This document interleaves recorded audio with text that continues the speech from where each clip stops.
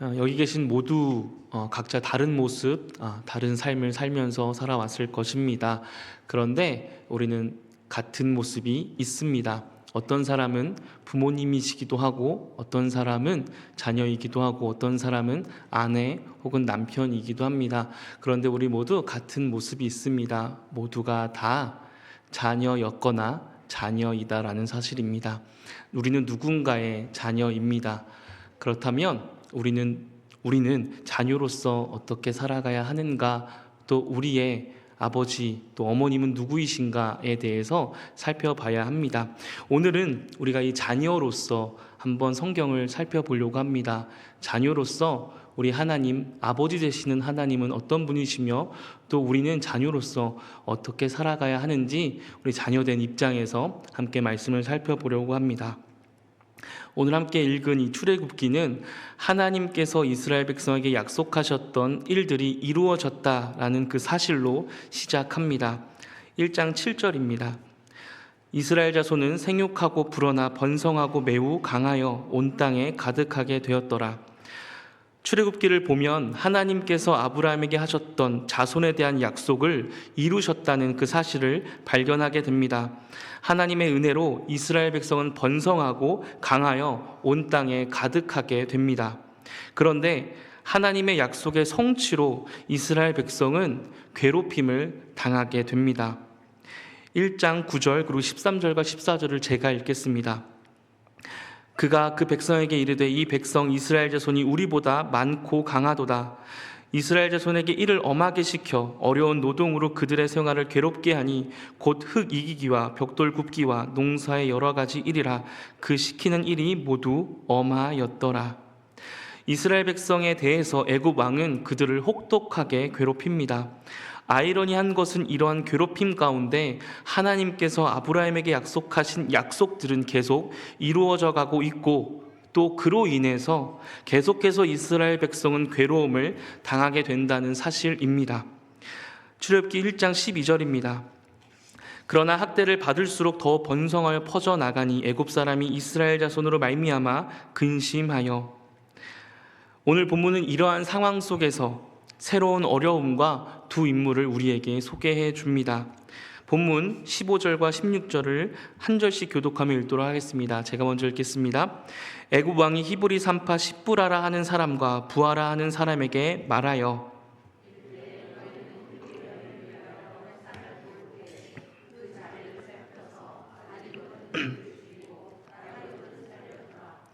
여기서 두 여인이 등장하게 됩니다.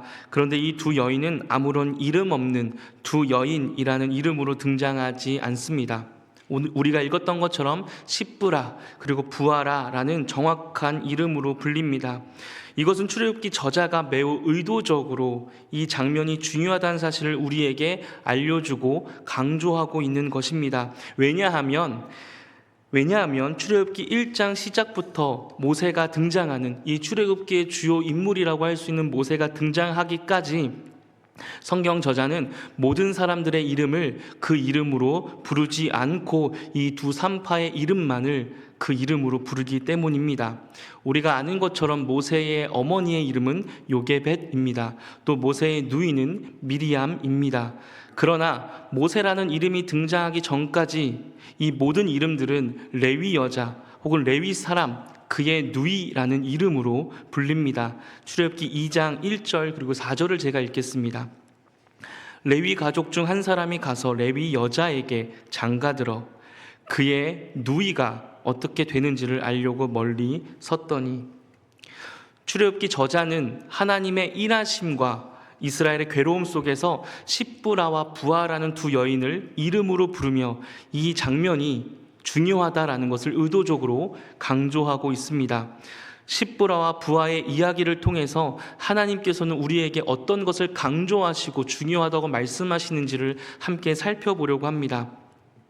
애굽 왕은 이 비밀스러운 일들을 히브리 산파 두 여인에게 시킵니다. 십부라와 부하라는 그 두 여인에게 해산을 도울 때에 비밀스럽게 아들이거든 죽이라라는 명령을 합니다. 히브리 산파였던 이 십부라와 부하라는 두 여인은 애굽 왕의 그 일에, 그 명령에 동참하지 않습니다. 두 여인은 애굽 왕의 명령을 어기고 눈앞에 있는 그 생명을 죽이지 않고 살리는 선택을 하게 됩니다. 두 산파가 그렇게 한 이유를 성경은 이렇게 기록하고 있습니다. 1장 17절입니다. 함께 읽겠습니다. 시작. 그러나 산파들이 하나님을 두려워하여 애굽 왕의 명령을 어기고 남자 아기들을 살린지라.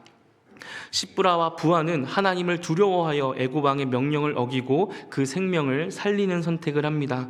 왕의 명령을 거역한 일은 자신의 생명, 목숨이 달려있던 중대한 사안이었습니다. 만약 왕의 명령을 거절한다면 이 두 여인은 목숨을 잃을 수 있는 상황입니다. 그러나 이 두 여인 시브라와 부하는 하나님을 두려워하여 애굽 왕의 명령을 어기고 그 어린 생명을 살립니다. 애굽 왕은 두 산파를 불러 추궁하고 이 두 산파는 한 가지 이유를 들어 죽음을 면한 것으로 보입니다. 그런데 성경은 이 두 여인의 죽음이 어떻게 면해졌는지를 이렇게 기록합니다. 출애굽기 1장 18절에서 20절 한 절씩 교독하고 마지막은 함께 읽도록 하겠습니다. 제가 먼저 읽겠습니다. 애굽 왕이 산파를 불러 그들에게 이르되 너희가 어찌하여 이같이 남자 아기들을 살렸느냐.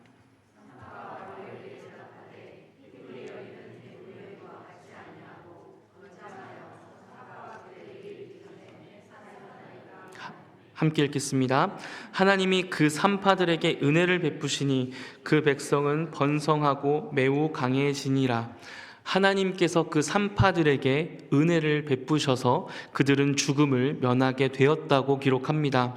산파들의 말이 아무리 타당하였더라도 왕의 명령을 시행하지 못한 것은 왕의 임무를 실패했다는 것입니다. 이 실패라는 사실 하나만으로도 왕은 두 여인을 죽일 수 있었습니다. 그러나 이 두 산파를 하나님께서 생명을 지켜주십니다. 하나님은 두 산파를 살려주십니다. 이 말은 하나님께서 일하고 계셨다는 것을 우리에게 보여줍니다. 그리고 성경은 이렇게 기록합니다. 백성은 번성하고 매우 강해졌다. 이 문장은 매우 중요한 문장입니다. 백성은 번성하고 매우 강해졌다. 왜 중요하냐면 출애굽기 1장의 시작과 또 중간과 끝에 반복적으로 등장하고 있기 때문입니다. 출애굽기 저자는 의도적으로 이 문장을 또한 반복합니다. 반복하면서 말한다는 것 자체가 굉장히 중요한 이야기이기도 하지만 그 차이점, 그 강조점이 있다는 것도 굉장히 중요합니다. 먼저 첫 번째 등장하는 장은 1장 6절에서 7절입니다. 제가 읽겠습니다. 요셉과 그의 모든 형제와 그 시대의 사람은 다 죽었고 이스라엘 자손은 생육하고 불어나 번성하고 매우 강하여 온 땅에 가득하게 되었더라. 첫 번째로 등장하는 것은 서론입니다. 매우 강하여 온 땅에 가득하게 되었더라 라는 반복 어구가 서론에 등장합니다. 이 문장은 창세기로부터 시작된 하나님이 여전히 출애굽기에도 있다는 사실을 더욱 강조하는 반복 어구입니다. 그래서 그 앞구절에 창세기에 등장했던 야곱의 아들들을 이야기하며 반복 어구를 사용합니다. 두 번째 등장하는 그 중간에 등장하는 것은 1장 12절입니다. 제가 읽겠습니다. 그러나 학대를 받을수록 더 번성하여 퍼져나가니 애굽 사람이 이스라엘 자손으로 말미암아 근심하여. 두 번째 반복 어구는 이스라엘 백성이 학대 속에서도 여전히 번성하는 놀라운 일이, 기적적인 일이, 말도 안 되는 일이 벌어졌다라는 사실로서 이 반복 어구를 사용합니다. 그리고 마지막으로 오늘 본문에서 그 마지막 끝에 말미에 이 반복 어구를 또 사용합니다. 본문 1장 20절입니다. 함께 읽겠습니다. 하나님이 그 산파들에게 은혜를 베푸시니 그 백성은 번성하고 매우 강해지니라.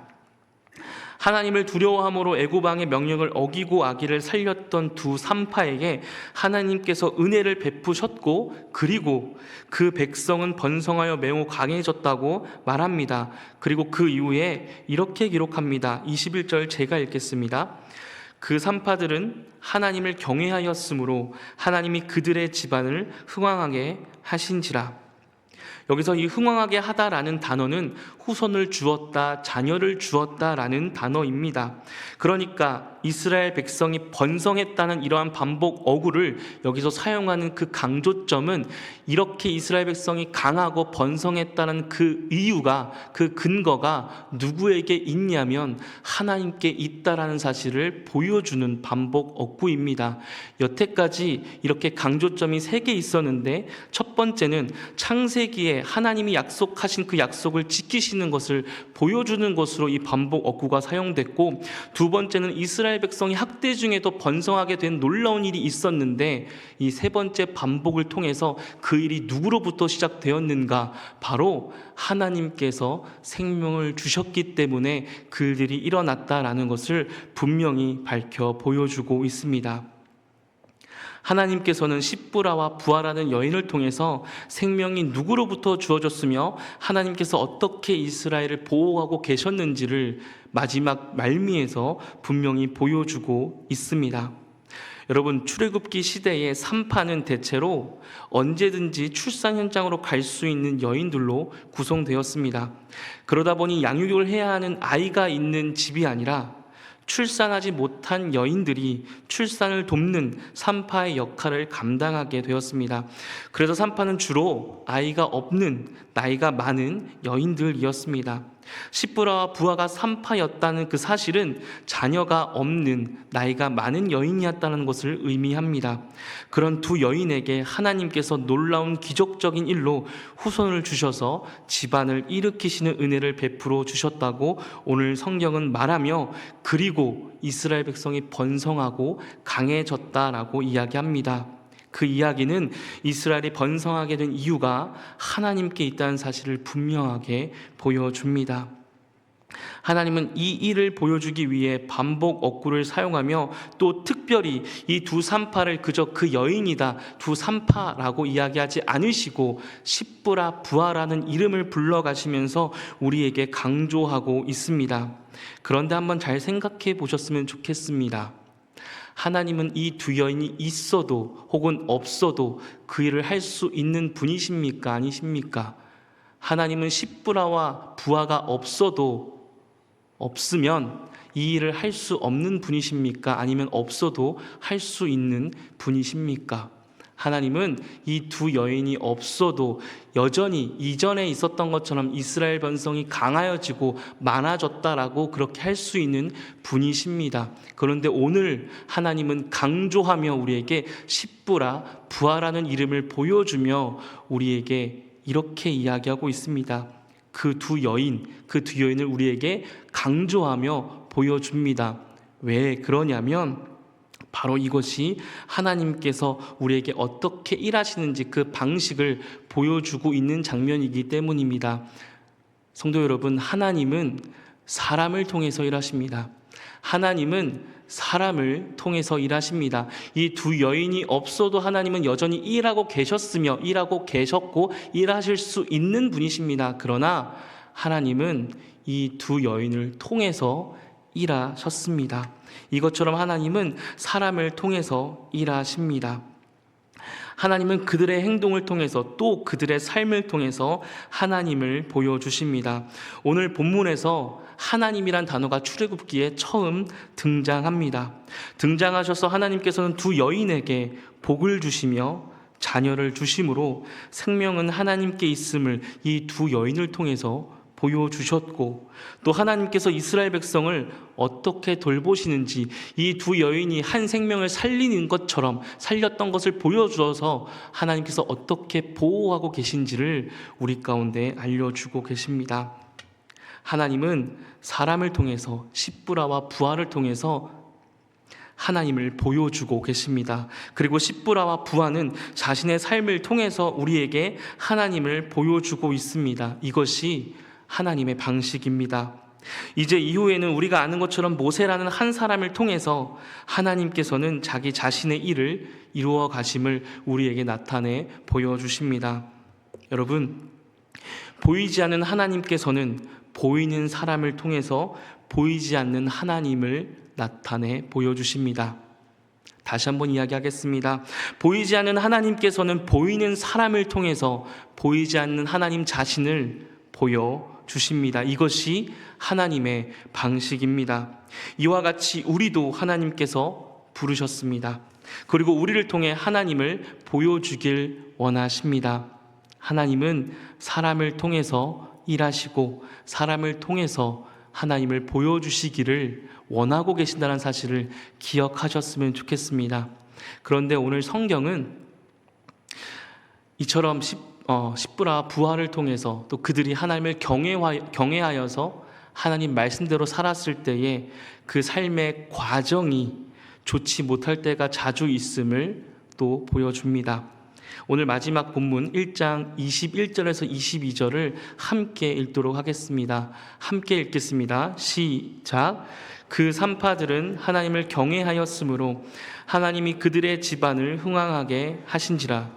그러므로 바로가 그의 모든 백성에게 명령하여 이르되 아들이 태어나거든 너희는 그를 나일강에 던지고 딸이거든 살려두라 하였더라.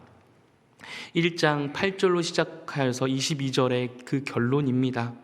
그러므로 바로가 그의 모든 백성에게 아들을 나일강에 던지라는 왕명이 내려집니다.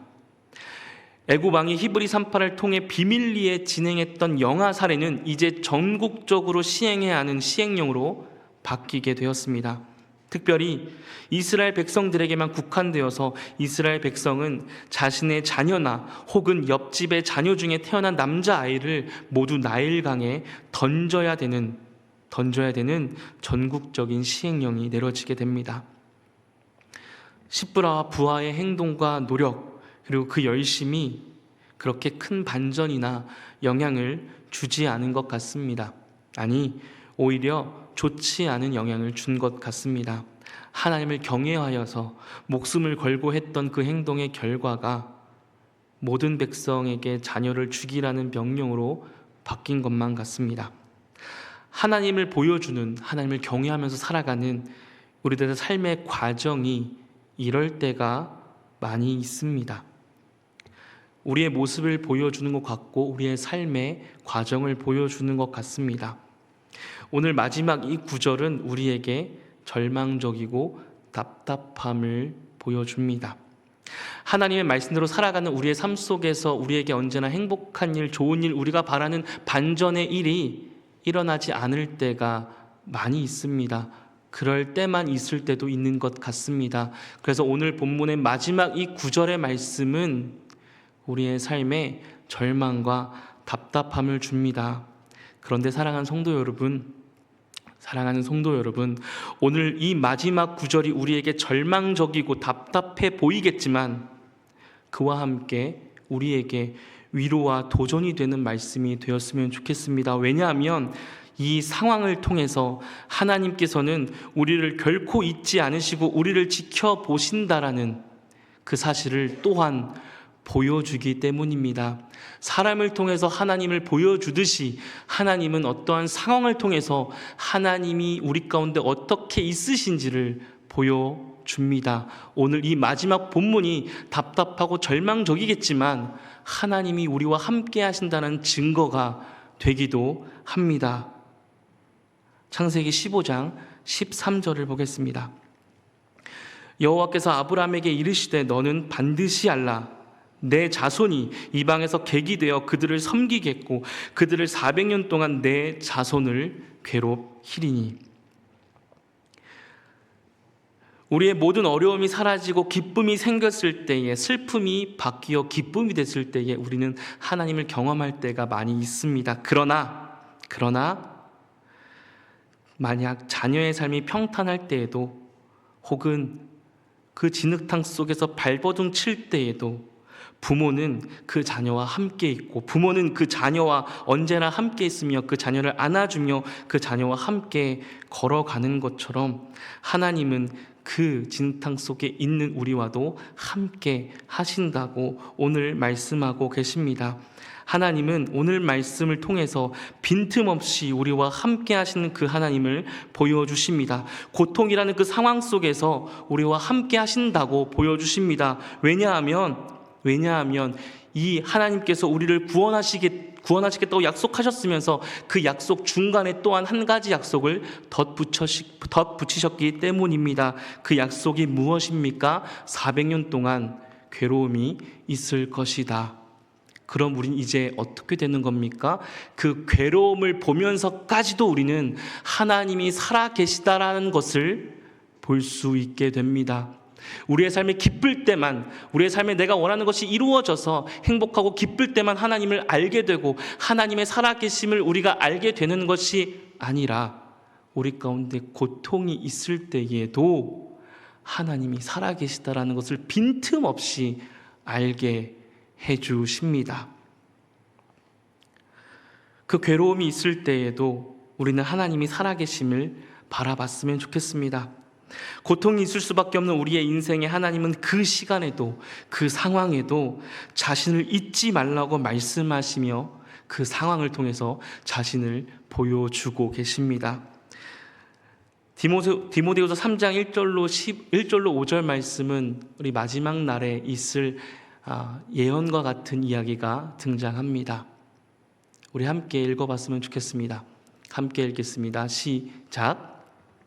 이것을 알라. 말세에 고통하는 때가 이르러 사람들이 자기를 사랑하며 돈을 사랑하며 자랑하며 교만하며 비방하며 부모를 거역하며 감사하지 아니하며 거룩하지 아니하며 무정하며 원통함을 풀지 아니하며 모함하며 절제하지 못하며 사나우며 선한 것을 좋아하지 아니하며 배신하며 조급하며 자만하며 쾌락을 사랑하기를 하나님 사랑하는 것보다 더하며 경건의 모양은 있으나 경건의 능력은 부인하니 이 같은 자들에게서 내가 돌아서라. 말세에 어떤 일이 있다고요? 아픈 일들이 많이 있다고 성경은 이야기합니다. 그런데 주님, 우리는 그것을 바라보면서 알게 됩니다. 무엇을 알게 됩니까? 주님이 오실 날 우리는 모두가 다 구원을 얻습니다. 그런데 그 과정 속에서도 우리는 빈틈없이 우리와 함께 하시는 하나님을 발견하게 됩니다. 괴로우십니까? 그 괴로움 속에 하나님이 함께 계시다는 증거가 같이 있습니다. 기쁘십니까? 그 기쁨 가운데 하나님이 함께 계시다는 증거가 있습니다. 그것을 찾고 기뻐하는 우리가 되었으면 좋겠습니다. 오늘 말씀을 정리하겠습니다. 오늘 성경 말씀은 조연 같은 두 사람의 이름을 언급하며 시작합니다. 평범했고 나이가 많았으며 그 당시에 여인이라는 인물은 부족하고 약한 인물입니다. 부족하고 힘이 없고 그렇게 능력이 없어 보이는 두 여인을 십부라와 부하의 그 이름을 불러주며 오늘 본문은 시작합니다. 그리고 그 평범함을 하나님께서 사용하십니다. 두 산파를 통해서 생명을 살리셨고 두 산파를 통해서 하나님은 자손을 주시며 자신의 약속이 누구를 통해서 어떻게 이루어졌는지를 보여주셨습니다. 하나님의 자녀, 하나님의 사람을 통해서 하나님을 보여주십니다. 하나님께서 우리를 부르셨습니다. 우리 한 명 한 명의 이름을 평범한 그 우리의 이름을 불러주셨습니다. 하나님은 우리를 보여주기 위해서 불러주셨습니다. 세상에 하나님을 보고 싶어하는 사람들이 많이 있습니다. 이 괴롭고 어려운 시간 속에서 하나님을 찾는 이들이 많이 있습니다. 또 하나님이 정말 살아계신지 궁금해서 하나님을 찾고자 하는 사람들이 많이 있습니다. 사랑하는 성도 여러분, 우리는 누군가의 기도에 응답일 수 있습니다. 우리는 누군가의 기도에 응답일 수 있습니다. 하나님이 보고 싶습니다. 하나님을 알고 싶습니다. 하나님의 그 사랑을 알고 싶습니다라는 그 기도에 응답이 우리일 수 있습니다. 왜냐하면 하나님은 사람을 통해서 하나님을 보여주시기 때문입니다. 마태복음 5장 16절은 예수님께서 이렇게 말씀하셨습니다. 이같이 너희 빛이 사람 앞에 비치게 하여 그들로 너희 착한 행실을 보고 하늘에 계신 너희 아버지께 영광을 돌리게 하라. 누구를 통해서요?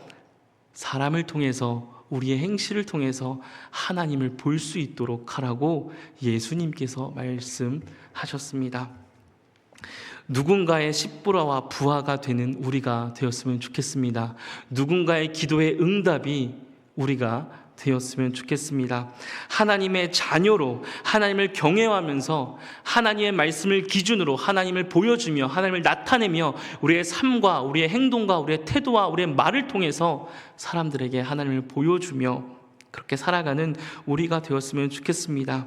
비록 우리의 삶이 어려움이 있어도 또 그 삶 속에서 하나님께서 지켜보신다라는 그 삶도 하나님께서 잡고 계신다라는 것을 기억하며 그 삶 속에서 살아가는 우리가 되었으면 좋겠습니다. 또한 그렇게 괴롭고 힘들고 어려운 삶을 살아가면서 하나님 살아는 계십니까? 라며 발버둥 치며 나아가는 그 사람들에게 십부라 부하처럼 그들에게 다가가 그 삶에도 하나님 함께 계신다고, 그 삶 속에도 함께 계신다고 그렇게 우리의 삶을 통해서 보여주는, 하나님을 보여주는 우리 모두가 되었으면 좋겠습니다. 기도하겠습니다.